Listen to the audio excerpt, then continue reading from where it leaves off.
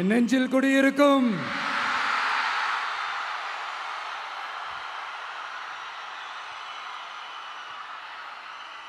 தமிழக மக்கள் உங்கள் அனைவருக்கும் என்னுடைய வணக்கமும் என்னுடைய நன்றிகளும். குறிப்பா திருச்சி கிழக்கு தொகுதி மக்கள் உங்கள் அனைவருக்கும் என்னுடைய ஸ்பெஷல் வணக்கமும் ஸ்பெஷல் நன்றிகளும். இதை நான் ஏன் இப்படி சொல்றேன்னா, என்னை இப்போ பெரம்பூர் தொகுதி எம்எல்ஏன்னு தான் சொல்லுவாங்க. பட் ஆனால் அது எலெக்ஷன் கமிஷனோட அந்த சட்ட விதிகளுக்கு மட்டும்தான் அப்படி. ஆனால் என்னை பொறுத்த வரைக்கும், தமிழ்நாட்டை பொறுத்த வரைக்கும், தமிழ்நாட்டுக்கு எப்படி திருச்சி ஒரு இதயம் மாறியோ, அந்த மாதிரி என்னோட இதயத்துக்கு திருச்சி கிழக்கு தொகுதி மக்களும் ரொம்ப ரொம்ப ரொம்ப க்ளோஸ் தான். அதில் எந்த மாற்றமும் கிடையாது. சரிங்களா?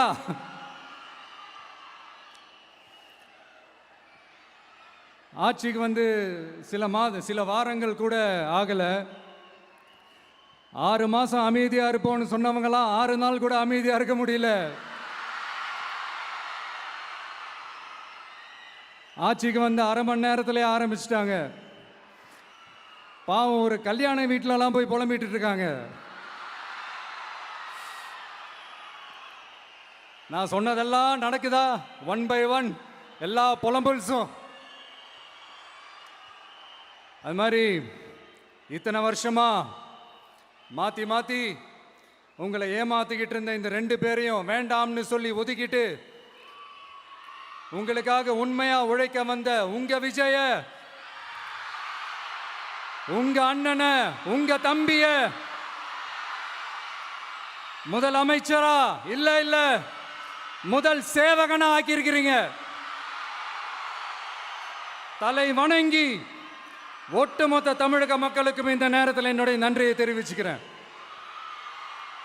இந்த நேரத்தில் எங்களுக்கு ஆதரவு தெரிவிச்ச அத்தனை இயக்கங்களுக்கும், அத்தனை இயக்கத்தின் தலைவர்களுக்கும் மீண்டும் என்னுடைய நன்றியை தெரிவிச்சுக்கிறேன்.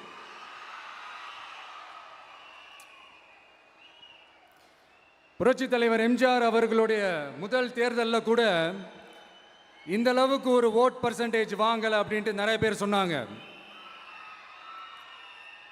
ஆனால் நீங்கள் டிவி கேட்க அவ்வளோ நீங்கள் ஆதரிச்சிருக்கிறீங்க. நான் எம்ஜிஆர் அவர்களோடலாம் நான் கம்பேர் பண்ணல. எம்ஜிஆர் தான்.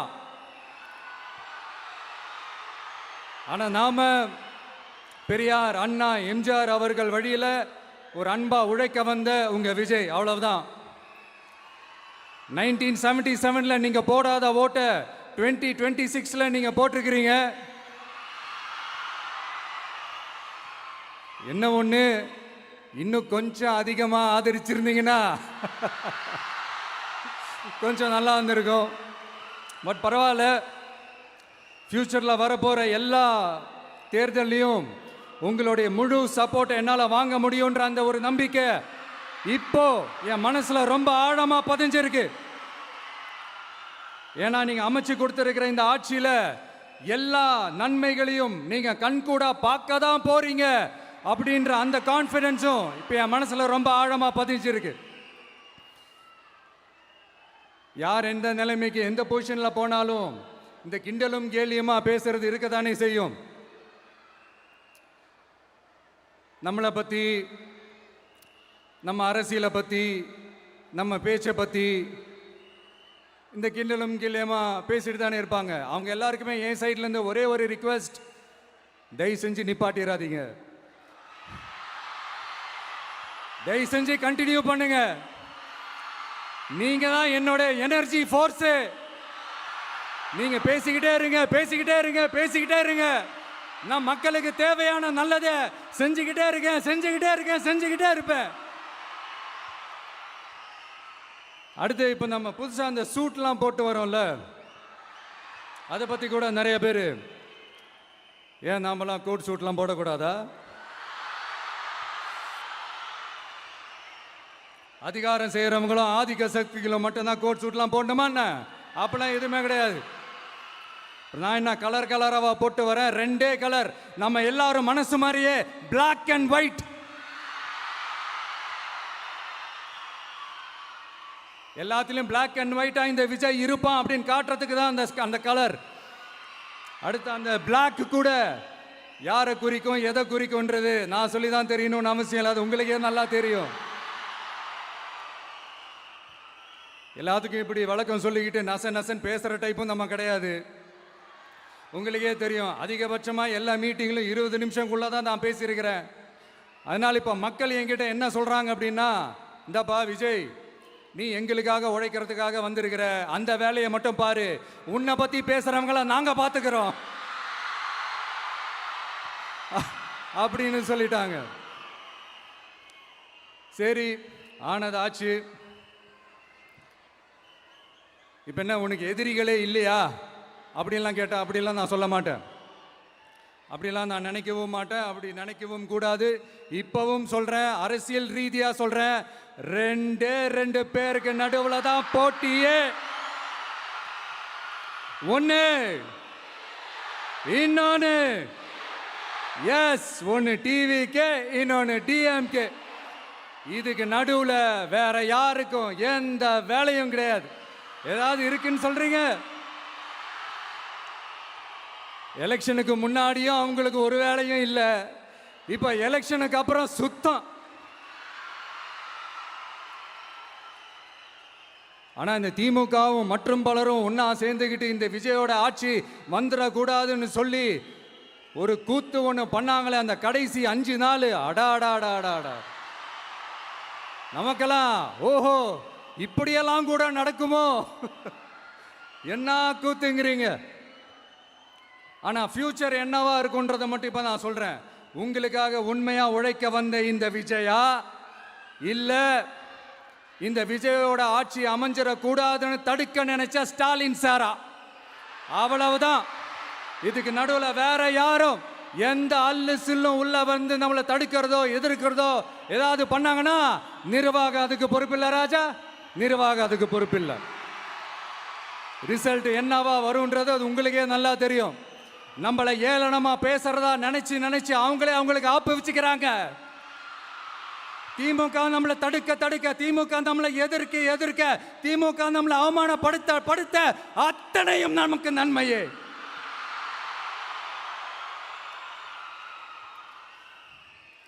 ஒன்று கவனிச்சிங்களா மக்களே, நம்ம ஆட்சிக்கு வந்ததுக்கு அப்புறம் ஒரு விஷயம் ஒன்று நடந்துகிட்டு இருக்கு.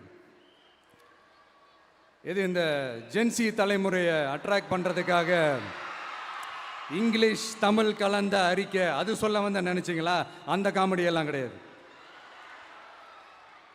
அடுத்து இந்த ரியாலிட்டியை மறந்துட்டு இந்த ரீல்ஸ் போடுறது, அது சொல்ல வந்தீங்களா? அந்த காமெடியும் கிடையாது. இது சீரியஸாக ஒரு விஷயம் நடந்துகிட்டு இருக்கு. முன்னெல்லாம் சட்டசபையில் யார் பேசுனா நமக்கு என்ன, யார் அடிச்சுக்கிட்டா நமக்கு என்னன்னு இருந்த கூட்டம்லாம் இப்போ சட்டசபையில் என்ன நடக்குது, என்ன பேசிக்கிறாங்கன்றது ரொம்ப உன்னிப்பாக கவனிக்கிறாங்க. கவனிச்சிங்களா? திமுக ஸ்டைல்லையே சொல்லணும்னா ரீல்ஸ் போட்ட கூட்டம்லாம் இப்போ நியூஸ் பார்த்துக்கிட்டு இருக்கிறாங்க. அதில் நமக்கு சந்தோஷம் தான், பெருமை தான். நம்மளுடைய யங்ஸ்டர்ஸ், நம்ம பெண்கள் எல்லாம் அந்த அரசியல் என்னன்னு தெரிஞ்சுக்கணும், அந்த அரசியல் என்னன்னு புரிஞ்சுக்கணும்னு அப்படி ஒரு விழிப்புணர்வு ஏற்பட்டிருக்கு. அதில் எங்களுக்கு சந்தோஷம் தான். இதெல்லாம் யாரால நடந்திருக்கின்றது நான் சொல்லி தான் உங்களுக்கு தெரியணும்னு அவசியம் இல்லை, அது உங்களுக்கே நல்லா தெரியும். இப்படிப்பட்ட நம்ம தெய்வங்களை, இப்படிப்பட்ட நம்ம மக்களை தற்குறின்றது இன்னமும் சொல்லிக்கிட்டு இருக்கிறாங்க. நான் காஞ்சிபுரத்தில் சொன்னதை தான் இங்கே நான் திரும்பவும் ரிப்பீட் பண்ணுறேன். நீங்கள் தற்குறின்னு சொன்னீங்களே, அவங்க தான் உங்களோட அரசியல் வாழ்க்கையே ஒரு கேள்விக்குறி ஆக்கியிருக்கிறாங்க. கேள்விக்குறி ஆக்கிட்டாங்க, இன்னமும் ஆக்க போறாங்க. அன்னைக்கு நான் சொன்னப்போ சிரிச்சவங்களாம் இன்னைக்கு என்ன பண்ண போறாங்களோ. உண்மையை சொன்னாதான் அந்த கூட்டத்துக்கு கசக்குமே. உண்மையிலே நீங்க மக்கள் மனசை புரிஞ்சு வச்சிருந்தீங்கன்னா நீங்க இப்படி மக்களை தப்பாவே பேசியிருக்க மாட்டீங்க. அது என்ன, அப்புறம் அரசியல் புரிதல் இல்லாம மக்கள் நமக்கு ஓட்டு போட்டுட்டாங்களாம். இந்த கவர்ச்சியில மயங்கி மக்கள் நமக்கு ஓட்டு போட்டுட்டாங்களா? நான் என்ன, சரி விடுங்க.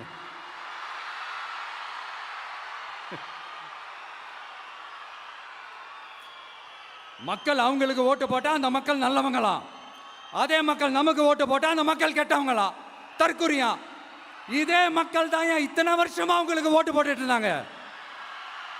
உங்களுக்கு மட்டும் என்ன, வேற ஏதாவது பிளானெட்ல இருந்து குதிச்சு ஓட்டு போட்டு போனாங்களா? தற்கொரியாமா, தற்கொரி நல்லா வருது, வேணான்னு பாக்குறேன். எங்க அண்ணன் விஜயகாந்த் அண்ணன் சொல்ற மாதிரி, அண்ணா அவர்கள் ஆரம்பிச்ச கட்சியை ஒரு அடிமை கூடாரமா ஆக்குனது யாருங்க சார்? இப்படியெல்லாம் ஆக்கிட்டு உண்மையை சொல்லு உடன்பிறப்பேவா. உங்களோட அந்த உண்மையான உடன்பிறப்புக்கெல்லாம் என்ன சொல்றாங்க தெரியுமா சார்? திமுக இப்படி ஆனதுக்கு காரணம், அந்த காரணத்தை வெளியிலலாம் போய் தேடாதீங்க, உங்க குடும்பத்துக்குள்ளேயே கேளுங்கிறாங்க. உங்களுக்காக மாடா உழைச்சி தேஞ்சு போய் கிடக்கிறோம். திமுக இப்படி ஆனதுக்கு காரணம் உழைக்காம சொகுசா இருக்கிற உங்க குடும்பத்துக்குள்ளேயே போய் கேளுங்கிறாங்க. ஒவ்வொரு திமுக தொண்டனும் அதை சொல்றாங்க. அதை புரிஞ்சிக்காம நம்மளையும் நம்ம மக்களையும் தப்பா பேசிக்கிட்டு, நீங்க மக்களை தப்பா பேசுனீங்கன்னா இந்த விஜய் வந்து கேள்வி கேட்பான், சும்மா இருக்க மாட்டான். இந்த விஜயும் தமிழ்நாட்டு மக்களும் வேறு வேறு இல்லை. இந்த விஜய் தான் தமிழ்நாட்டு மக்களோட ஒரு உண்மையான ஒரே பிரதிநிதி. இது இன்னைக்கும் சரி, நாளைக்கும் சரி, நாளன்னைக்கும் சரி, இதுதான் நிஜம். மறுபடியும் சொல்றேன்,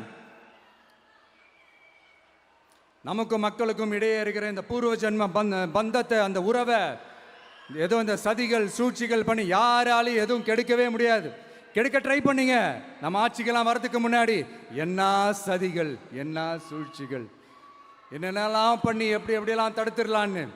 ஆனால் இப்போ ஆட்சிக்கு வந்த இந்த சாமானிய மக்கள் ஆட்சியை நீங்கள் இந்த எதிர்கட்சியாக இருக்கும் போது ஒன்று யூஸ் பண்ணுவீங்கள்ல, இந்த அறத பழைய டெக்னிக்கு, அதெல்லாம் யூஸ் பண்ணி நம்மளையும் மக்களையும் பிரிச்சலாம்னு நினச்சிங்கன்னா அது ஒரு காலம் நடக்காது. மக்கள்லாம் ரொம்ப தெளிவாயிட்டாங்க சார், ரொம்ப தெளிவாயிட்டாங்க. அதனால ஒரு ஆக்கப்பூர்வமான ஒரு எதிர்கட்சியாக செயல்பட்டு மக்கள் மனசை வெல்ல பாருங்க.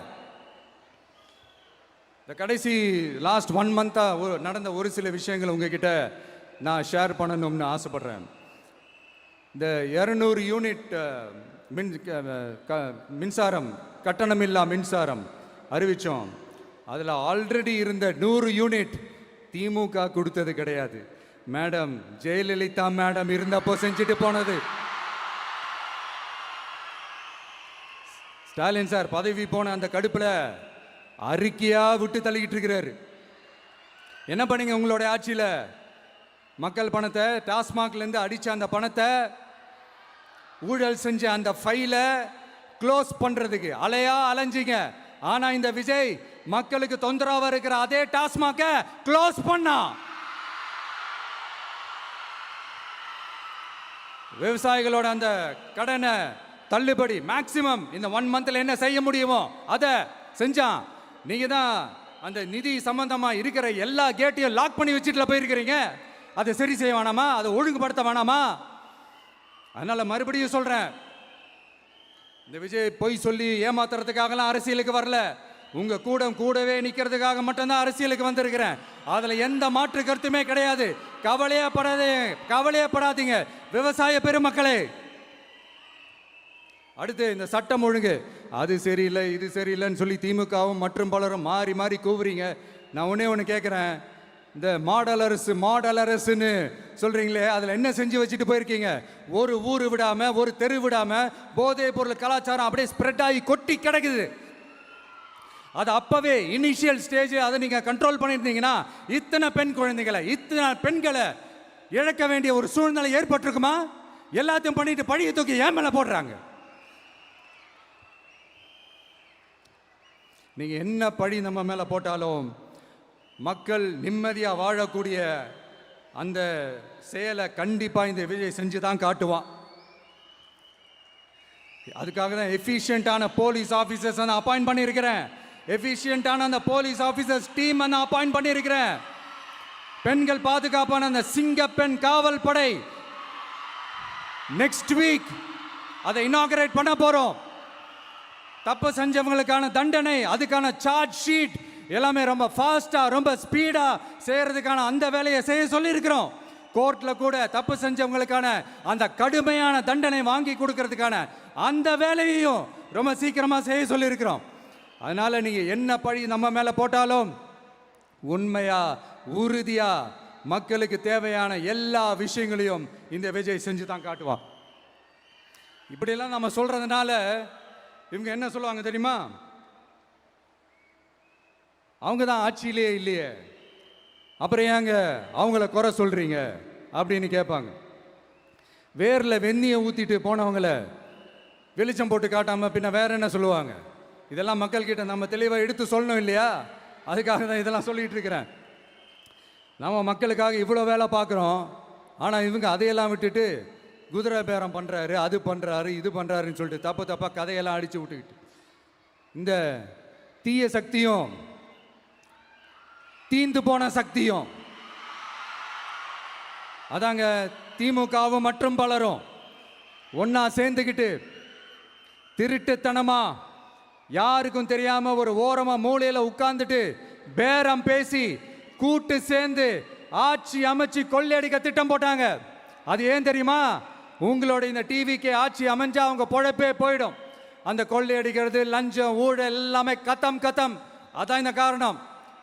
அடுத்து ஸ்டாலின் சார், திமுக இப்போ தீய சக்தி மட்டும் இல்ல, மக்களை விட்டு ரொம்ப தூரமா போன தூர சக்தி, ஓர சக்தி, கோர சக்தி, பார சக்தி. நீங்க எப்போ இந்த தீந்து போன சக்தியோட நீங்க கூட்டு சேர்ந்துக்கிட்டு ஆட்சி அமைக்கணும்னு நினைச்சீங்களோ, அப்பவே இந்த திமுக தூர்ந்து போன சக்தியாகவும் ஆயிடுச்சு. நீங்களாம் நம்மளை பத்தி அவதூறு பேசலாமா சார்? இது நியாயமா? மக்களை இவ்வளவு பெரிய மக்கள் சக்தி நம்மளோடு இருக்கும் போது நமக்கு எதுக்கு வேற அரசியல்? எலெக்ஷன்ல 50-60 வருஷமா இருந்த சாதிய உடைச்சிருக்கிறோம், மதத்தை உடைச்சிருக்கிறோம், காசு கொடுத்து ஓட்டு வாங்கறத உடைச்சிருக்கிறோம். நாம எது செஞ்சாலும் கான்ஸ்டிடியூஷன்ல தான் செய்வோம். நாம சிங்கிள் மெஜாரிட்டி வாங்கி இருந்தாலும் நம்மளை நம்பி முறையா கூட்டணியில கட்சியில ஆதரிக்க வர்றவங்களை அரவணைச்சு தான் இருப்போம். நான் இப்பவும் மீண்டும் டிக்ளேர் பண்றேன், டிவிகே ஆட்சி எந்த பாகுபாடும் இல்லாம எல்லாருக்குமான ஒரு ஆட்சியா தான் இருக்கும். அதுல எந்த மாற்றமும் கிடையாது. ஸ்டாலின் சார் மாதிரி ஊசலாட்டம் இருக்கவே இருக்காது. மதச்சார்பற்ற கொள்கையில சமரசமே இல்லை. மாநில உரிமைகளை விட்டு கொடுக்கவே மாட்டோம். நதி நீர் உரிமைகளை விட்டு கொடுக்கவே மாட்டோம். சமூக நீதி, சம நீதிய, சமத்துவ நீதிய ஒரு நாளும் விட்டு கொடுக்கவே மாட்டோம். அதனால திருச்சி கிழக்கு தொகுதி மக்களே, தமிழ்நாட்டில் இருக்கிற 234 தொகுதியும் நம்ம தொகுதி தான். அதுல எந்த கட்சி ஜெயிச்சிருந்தாலும் அது நம்ம தொகுதி தான். பெரம்பூரா இருக்கட்டும், திருச்சி கிழக்கா இருக்கட்டும், எனக்கு 2 கண்கள் மாதிரி. அதுலயும் திருச்சி கிழக்கு என் செல்ல புள்ள மாதிரி. அதனால வரப்போற இடைத்தேர்தல்ல உங்க வீட்டில் இருக்கிற ஒருத்தரை, உங்கள ஒருத்தரை தான் வேட்பாளரா நிக்க வைக்க போறோம். நீங்க எப்படி இந்த விஜய்க்கு ஆதரவு கொடுத்து ஓட்டு போட்டு ஜெயிக்க வச்சீங்களோ, அதே மாதிரி வரப்போற இடைத்தேர்தல்ல உங்களுடைய அந்த வேட்பாளரையும் ஜெயிக்க வைப்பீங்கன்ற அந்த ஒரு நம்பிக்கை நான் முழுமையாக தான் நம்புறேன். உங்களுக்காக உழைக்க வந்திருக்கிறேன். உங்களுக்காக எல்லா விஷயத்தையும் நான் பார்த்து பார்த்து செய்வேன். ஊழல் இல்லாத, லஞ்சம் இல்லாத ஒரு ஆட்சியை நான் கொடுப்பேன். I understand. ஒரே நாள் அது நடக்காததான், ஒரு மேஜிக் இல்லை. பட் ஒரு நாள் அதை நான் நடக்க வைப்பேன். எனக்கு இப்ப வேற எந்த வேலையும் இல்லை உங்களுக்காக உழைக்கிறத தவிர. என் கடன் இனி என் மக்களுக்கு பணி செய்து கிடைப்பதே. மீண்டும் என்னை ஜெயிக்க வச்ச தமிழக மக்களுக்கும் திருச்சி கிழக்கு தொகுதி மக்களுக்கும் மீண்டும் என்னுடைய நன்றியை தெரிவிச்சுக்கிட்டு கான்பிடண்டா இருங்க, நல்லதே நடக்கும், வெற்றி நிச்சயம். மீண்டும் சந்திக்கும் வரை நன்றி, வணக்கம்.